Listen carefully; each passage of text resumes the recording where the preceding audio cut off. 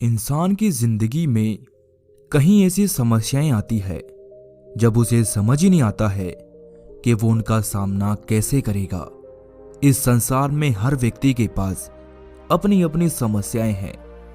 कोई अपनी भौतिक जरूरतों को पूरा करने के लिए परेशान है, तो कोई किसी अपने को खोने के डर से परेशान है, तो कोई अन्य कारण से अपने जीवन में समस्याओं से घिरा हुआ है। कभी कभी हमारे जीवन में ऐसा भी समय आता है जिसमें हमें लगता है कि सब कुछ गलत हो रहा है। ऐसा लगता है कि जैसे मानो समय हमारे खिलाफ चल रहा हो। बुरे वक्त में कोई भी व्यक्ति हमारा साथ नहीं देता, हर चीज हमारे साथ उल्टी होती है। जीवन का यही समय हमें बहुत कठिन लगता है। तो इसी कठिन समय से निकलने के लिए हमें क्या करना चाहिए, आज इस कहानी में मैं आपको यही बताऊंगा। एक गांव में एक गरीब किसान रहता था। उसकी भगवान में बड़ी आस्था थी। वो स्वभाव का बड़ा ही सीधा साधा था। हमेशा अपना काम करता, किसी दूसरे से ना तो वो बात करता और ना किसी से कोई लड़ाई झगड़ा करता, ना किसी की बात का कोई जवाब देता। अगर उस किसान को कोई कुछ कह भी देता तो वो बुरा नहीं मानता, वो सबको माफ करके आगे बढ़ता जाता। जितना वो बाहर से सीधा साधा था, उतना ही वो भीतर से साफ और सज्जन था। वैसे तो वो किसान एक गरीब घर का था, लेकिन जब भी कोई उसके द्वार पर कुछ मांगने आता तो वो उसे खाली हाथ नहीं भेजता था। उसने आज तक सबका भला किया था। अगर किसी को किसी भी चीज की जरूरत होती तो वो हमेशा उसकी मदद किया करता था। किसी की दुख तकलीफ को देखकर वो स्वयं भी दुखी हो जाता और जितना संभव होता वो उतनी उसकी मदद करता। ऐसे ही एक दिन उस किसान के बेटे की तबीयत खराब हो गई। उसने अपने गांव के छोटे मोटे वैद्यों से उपचार करवा लिया, लेकिन उसके बेटे की तबीयत में बिल्कुल भी सुधार नहीं आया। उसके पास इतना धन भी नहीं था कि वो अपने बेटे का अच्छी जगह उपचार करवा सके। अब किसान के सामने ऐसी परिस्थिति आ गई थी कि वो क्या करे, उसे समझ ही नहीं आ रहा था। उसके पास पैसे भी नहीं थे जिससे वो अपने पुत्र का इलाज करवा सके, और अपने पुत्र का इलाज करवाना भी बहुत जरूरी था क्योंकि उसकी हालत दिन ब दिन खराब होती जा रही थी।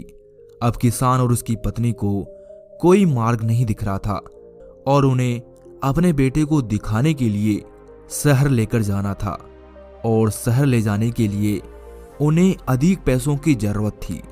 तब किसान की पत्नी ने किसान से कहा कि जो हमारे पास बैल है, हम इसी को बेच देते हैं और इससे जो पैसे हमें मिलेंगे हम उससे अपने पुत्र का इलाज करवा लेंगे। किसान और उसकी पत्नी जानते थे कि भेड़ को बेच देने के बाद उनके पास आय का कोई साधन नहीं बचेगा, लेकिन बेटे के लिए वो ये सब करने को तैयार थे। फिर किसान ने तय किया कि वो भेड़ को बेचने जाएगा। किसान बहुत सीधा साधा था। वो अपने भेड़ को बेचने के लिए निकल रहा था। तभी एक बहुत ही तपस्वी साधु उनके द्वार पर भिक्षा मांगने आते हैं। वो साधु इतने विद्वान थे कि लोगों को देखकर समझ जाते थे कि उनके जीवन में क्या समस्या है, वो किस बात से दुखी व परेशान है, वो किस भाव से भिक्षा दे रहे हैं। जब वो साधु किसान के घर पर भिक्षा मांगने के लिए गए तो किसान अपने घर के भीतर जाता है और थोड़ा सा भोजन लाकर उनके पात्र में रख देता है।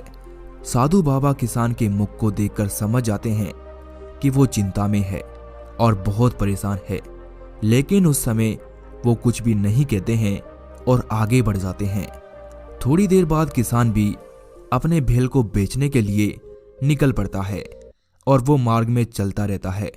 किसान को बहुत दूर जाना था। किसान को चलते चलते दोपहर हो गई थी और वो थक भी गया था। तो किसान ने सोचा कि मैं थोड़ा सा विश्राम कर लेता हूँ, उसके बाद अपने मार्ग के लिए रवाना होऊंगा। फिर वो विश्राम करने के लिए जगह तलाश करने लगता है और फिर उसे एक झोपड़ी नजर आती है। वो अपने भेड़ को लेकर उस झोपड़ी के नजदीक आता है। उस झोपड़ी के बाहर एक पेड़ के पास एक चबूतरा बना हुआ था। किसान उस पेड़ से अपने भेल को बांध देता है और स्वयं उस चबूतरे पर लेट जाता है। किसान थका हुआ था, इसीलिए उसको नींद आ जाती है। फिर कुछ समय बाद वो सोकर उठता है और अपने भेल को खोलकर जाने की तैयारी करता है। तभी वो देखता है कि जिस साधु को उसने भिक्षा दी थी वो सामने से आ रहे हैं। वो किसान उस साधु को आता देख उनसे पूछता है कि महाराज, आप यहाँ क्या कर रहे हैं? किसान की बात सुनकर वो साधु बाबा उसे कहते हैं कि मैं इसी झोपड़ी में रहता हूँ, ये झोपड़ी मेरी है। वो साधु बाबा जानते थे कि किसान बहुत परेशान है, इसीलिए वो उसी समय उचित मौका देखकर उस किसान को परेशानी का कारण पूछते हैं और उससे कहते हैं कि भाई, तुम ये भेल लेकर कहाँ जा रहे हो? साधु बाबा की बात सुनकर किसान उनसे कहता है कि मैं इस भेल को बेचने जा रहा हूँ। किसान की बात सुनकर साधु बाबा ने पूछा, लेकिन तुम इस भेल को बेचने क्यों जा रहे हो? फिर किसान साधु बाबा को सारी घटना बता देता है और कहता है, हे महाराज, मेरा पुत्र बहुत बीमार है और मुझे उसका इलाज करवाना है और उपचार के लिए बहुत अधिक धन की आवश्यकता है। इसीलिए मैं इस भेल को बेचने जा रहा हूं ताकि मैं अपने बेटे का उपचार करवा सकूं। किसान की सारी बात सुनकर साधु बाबा अपनी झोपड़ी के भीतर चले जाते हैं और भीतर से एक पोटली लाकर उस किसान को देते हैं और उससे कहते हैं कि अब तुम्हें अपने भेल को बेचने की कोई आवश्यकता नहीं है, तुम इसे रख लो। किसान साधु बाबा की हाथ से पोटली लेकर उसे खोलता है। किसान उस पोटली को खोलता है तो वो देखता है कि उसमें सोने के सिक्के हैं। ये देखकर किसान उस पोटली को लेने से इनकार कर देता है और साधु बाबा से कहता है कि ये मेरे नहीं हैं, मैं इन्हें नहीं ले सकता और आपने ये बड़ी मेहनत से इकट्ठे किए होंगे। किसान की बात सुनकर साधु बाबा उनसे कहते हैं कि नहीं, ये सिक्के मेरे नहीं हैं, एक राजा ने मुझे भेंट किए थे। साधु बाबा उस किसान से कहते हैं, ये सिक्के मेरे किसी काम के नहीं हैं। मैं काफी समय से एक ऐसे व्यक्ति को देख रहा था जिसे इनकी आवश्यकता हो और आज तुम मुझे मिल गए, इसीलिए तुम ये ले लो और इनसे अपने बेटे का उपचार करवाओ। साधु बाबा की ऐसी बातें सुनकर किसान उनके चरणों में गिर गया। वो साधु बाबा से अपनी नम आंखों से आभार प्रकट कर रहा था और सहायता करने के लिए धन्यवाद बोलने लगा। ये सब देखकर साधु बाबा ने उसे आश्वासन दिया और भेज दिया। फिर किसान अपने भेल को लेकर वापस अपने घर लौट गया और आकर उसने अपनी पत्नी को सारी बात बताई कि कैसे एक साधु ने उसकी सहायता की। इसके बाद किसान और उसकी पत्नी अपने बेटे को लेकर शहर की तरफ निकल पड़ते हैं। लेकिन जब किसान और उसकी पत्नी बातें कर रहे थे तो उनका पड़ोसी उनकी सारी बात सुन लेता है। वो पड़ोसी बहुत ही लालची था और किसान और उसकी पत्नी की बातें सुनकर उसके मन में भी लालच आ जाता है और वो सोचता है कि मैं भी साधु बाबा की झोपड़ी से सोने के सिक्के चुरा लूंगा। वे पड़ोसी यही सोचकर अगले दिन निकल जाता है और साधु बाबा की झोपड़ी के पास पहुंचकर वो देखता है कि आसपास कोई है तो नहीं। फिर वो पड़ोसी मौका पाकर भीतर घुस जाता है और सब जगह सोने के सिक्के ढूंढने लगता है, लेकिन उसे कुछ भी नहीं मिलता है। काफी देर ढूंढने के बाद वो बाहर आता है और गुस्से में बोलता है कि किसान ने झूठ कहा है, यहाँ तो खाली झोपड़ी के सिवा कुछ भी नहीं है। फिर वो पड़ोसी जैसे ही मुड़कर वापस जाने लगा तो पीछे से साधु बाबा ने कहा कि क्या हुआ पुत्र, सोने के सिक्के नहीं मिले? ये सुनकर वो पड़ोसी पीछे मुड़कर देखा तो उसने देखा कि उसके सामने एक साधु बाबा खड़े हैं। तो उसने सोचा कि इन साधु बाबा को कैसे पता चला कि मैं यहाँ पर सोने के सिक्के चुराने आया हूँ। फिर वो साधु बाबा उसका चेहरा देखकर उससे कहते हैं कि मैं जानता हूँ कि तुम यहाँ पर चोरी करने आए थे। ये सुनकर वो पड़ोसी हैरान हो जाता है और कहता है कि आपको कैसे पता चला साधु बाबा? पड़ोसी की बात सुनकर साधु बाबा मुस्कुराते हैं और उससे कहते हैं कि हर व्यक्ति के हाव भाव देखकर उसके व्यक्तित्व का पता लग जाता है। ये सुनकर पड़ोसी का सर नीचे हो जाता है। तब साधु बाबा उससे कहते हैं कि ऐसा कार्य क्यों करते हो कि सिर को ऊपर उठाने की जगह सिर को नीचा करना पड़े, सिर को झुकाना पड़े, लज्जित होना पड़े। ये सुनकर पड़ोसी कहता है कि यह सत्य है कि मैं यहाँ पर सोने के सिक्के चुराने आया था, लेकिन दरअसल मेरा पड़ोसी किसान अपनी पत्नी से कह रहा था कि यहाँ आपने उसे अपनी झोपड़ी में लाकर सोने के सिक्कों की एक पोटली दी थी, और यही सब सुनकर मुझे लालच आ गया, लेकिन जब मैं यहाँ पर आया तो मुझे कुछ भी नहीं मिला। साधु बाबा उस पड़ोसी की बात सुनकर जोर जोर से हंसने लगे और फिर उसे कहते हैं कि तुम्हें यहाँ पर कुछ भी नहीं मिला क्योंकि तुम्हारा इरादा गलत था, तुम गलत मंशा के साथ यहाँ पर आए थे। साधु बाबा उस पड़ोसी से कहते हैं कि व्यक्ति अपने कर्म के अनुसार फल पाता है, जैसा कर्म करता है वैसा फल पाता है। वो एक गरीब किसान है, अपने भेल के सहारे वो खेती करता है और घर चलाता है, जिससे वो अपने द्वार पर आए हर असहाय व्यक्ति की मदद करता है, सभी भिक्षुओं को भिक्षा देता है जिनसे उनका पेट भरता है, और ये सब करने के बदले में वो कोई भी लालच नहीं रखता है। उसका मन बहुत ही साफ और सच्चा है। उसने हमेशा दूसरों की भलाई की है, इसीलिए उसके दुख में कोई उसकी भलाई करने के लिए आया। किंतु तुमने ऐसा कोई भी कर्म नहीं किया। क्या तुमने कभी किसी की मदद की है? क्या तुमने कभी किसी को भोजन करवाया है? यह सुनकर वो पड़ोसी बोला कि महाराज, मैंने कभी ऐसा नहीं किया। फिर साधु बाबा उससे कहते हैं कि तुम यहाँ लालच में आए थे, गलत मंशा के साथ आए थे, इसीलिए तुम्हें कुछ भी नहीं मिला। व्यक्ति के अच्छे कर्म, उसकी सच्चाई और साफ मनसा ही उसे आगे लेकर जाती है, ना कि लालच, छल और चोरी की भावना। साधु के द्वारा ये शब्द सुनकर पड़ोसी को जितना बुरा लगना था उतना ही वो शर्मिंदा भी था, और वो बिना कुछ कहे अपने घर वापस लौट जाता है। दोस्तों, हर मनुष्य के जीवन में बहुत कठिन परिस्थितियां आती है जब वो हार मान जाता है और गलत मार्ग पर चला जाता है। लेकिन दोस्तों, परिस्थिति चाहे जैसी भी हो, हमें अपना मार्ग सही रखना चाहिए और सत्य की राह पर चलना चाहिए। सही मार्ग पर चलने वाले व्यक्ति का ईश्वर हमेशा साथ देते हैं। ईश्वर आपको हर परिस्थिति से बाहर निकालते हैं। वो किसी ना किसी तरीके से आपकी मदद अवश्य करते हैं।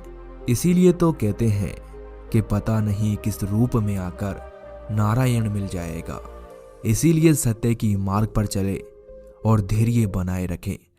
दोस्तों, समस्याएं सबके सामने आती है। कोई उनके सामने रुक जाता है और कोई उन्हें सीढ़ी बनाकर अधिक उन्नति कर लेता है। हमेशा याद रखें कि समस्याओं से कोई बच ही नहीं सकता है, वो तो हमें और भी ज्यादा मजबूत बनाती है। समस्याओं से घबराना नहीं, बल्कि इनका सामना करके ही व्यक्ति योग्य बनता है। जब तक लोहे को तपती हुई आग में नहीं डालोगे, तब तक उससे बढ़िया स्टील नहीं बनता है। शांत समुद्र में जहाज चलाने से नाविक निपुण नहीं बन सकता। अपनी कला का विकास करने के लिए उग्र समुद्र में नौका चलानी होगी। हमारे सामने बाधाएं इसलिए नहीं आती कि हम उससे परेशान हो जाएं, बल्कि इसलिए आती है कि हम उनका सामना करें और अपनी शारीरिक शक्ति, मानसिक शक्ति, बौद्धिक शक्ति और आध्यात्मिक शक्ति का विकास करें, जिससे हम आगे की आध्यात्मिक उड़ान में सफलता प्राप्त कर सकें। हम सोचते हैं कि कोई आ जाए और सभी समस्याओं को काट कर फेंक दे और हम सुखी हो जाएं, किंतु भगवान ने सृष्टि की रचना ऐसे ही नहीं की। हम भगवान से कहते हैं कि मुझे शक्तिशाली बनाओ, लेकिन भगवान हमारे सामने समस्या पैदा करता है ताकि हम उनसे जूझकर अपनी शक्तियों को बढ़ा सकें।